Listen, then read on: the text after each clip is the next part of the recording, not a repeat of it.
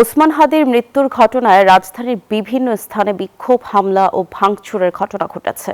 এর মধ্যে প্রথম আলো ও ডেইলি স্টারের ভবনে অগ্নিসংযোগ করা হয়।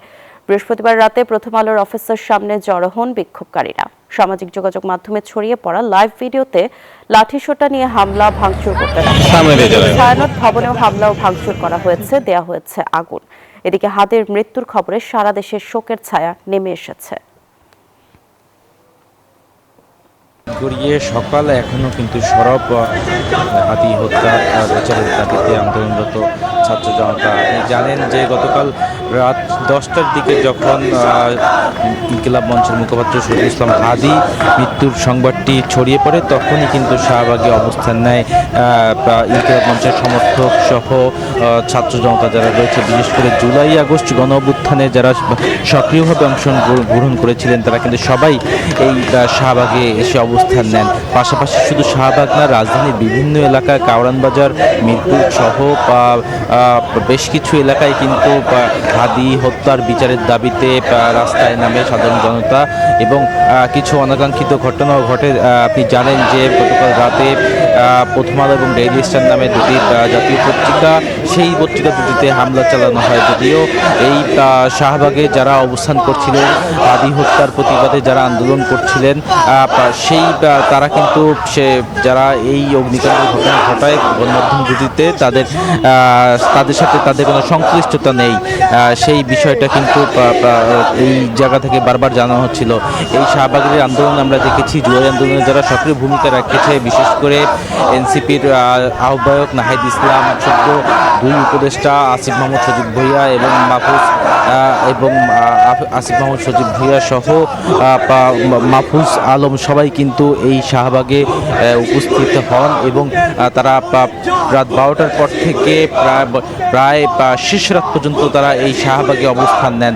এবং তারা যেটি বলেন যে ভারতীয় আগ্রাসনবাদের এবং আধিপত্যবাদের প্রতিবাদে যে সরব মুখ ছিল, সেই কাতারে সবার আগে ছিলেন শরীফ ওসমান হাদি। সেই হাদিকে অতর্কিত দুর্বৃত্তের গুলিতে নিহতের ঘটনায় যে মূল সন্দেহ তালিকাটি তাদের, সেটি হচ্ছে নিষিদ্ধ ঘোষিত সংগঠন আওয়ামী লীগ, এবং সেখানে ভারতের ইন্ধন রয়েছে বলে তারা বারবার অভিযোগ করছেন। এবং তারা বলছেন যেহেতু ভারত তাদেরকে আশ্রয় দিয়েছে, বিশেষ করে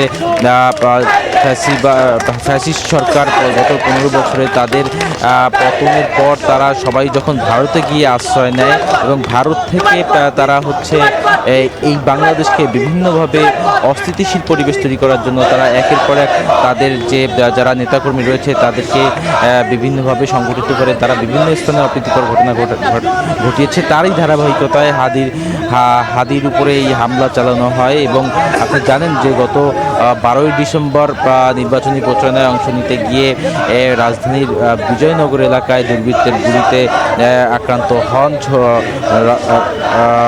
ইনকিলাব মঞ্চের মুখপাত্র শরীফ ওসমান হাদি।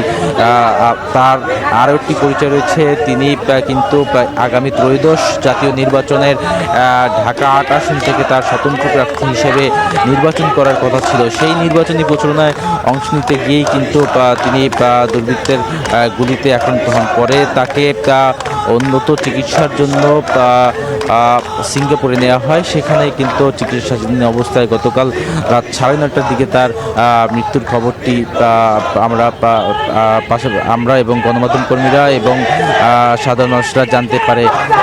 এরপর থেকেই কিন্তু এই রাজধানী জুড়ে এবং সারা বাংলাদেশ জুড়ে আসলে এই হাদি হত্যার প্রতিবাদে আমরা দেখছি যে যারা আন্দোলন করছেন তারা বলছেন যে ভারতে যারা নিষিদ্ধ ঘোষিত আওয়ামী লীগ রয়েছেন তাদেরকে যতক্ষণ না পর্যন্ত ভারত সরকার ফিরিয়ে দিবে এবং এই হাদির হত্যার সঙ্গে যারা জড়িত রয়েছে তাদেরকেও যারা ভারত থেকে ফিরিয়ে না দিবে, ততক্ষণ পর্যন্ত ভারতের সাথে যে সম্পর্ক সেই সম্পর্কটি তারা বলছেন যে এই সম্পর্কটি যাতে বন্ধ রাখা হয় এবং যতক্ষণ না পর্যন্ত তাদেরকে ফিরিয়ে নেওয়া হবে এবং তাদেরকে গ্রেফতার করে আইনগত ব্যবস্থা না নেওয়া হবে ততক্ষণ পর্যন্ত পর্যন্ত আসলে তারা এই যে আন্দোলনকারীরা তারা রাজপথে থাকবেন এবং হাদি হত্যার বিচারের দাবিতে তারা অনড় থাকবেন। পাশাপাশি আরও একটি কথা বলা হচ্ছে, যারা বিশেষ করে ফ্যাসিবাদ বিরোধী আন্দোলন যেসব রাজনৈতিক দলগুলো আসলে আন্দোলন করেছিল তাদের সবাইকে একসাথে এই হাদি হত্যার প্রতিবাদে সরব হওয়ার আহ্বান জানানো হয় এই শাহবাগের আন্দোলন থেকে আন্দোলনকারীরা।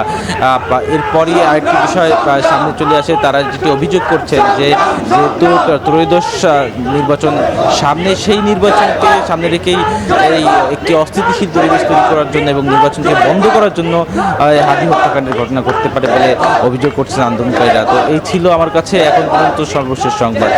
ধন্যবাদ শাওন আপনাকে।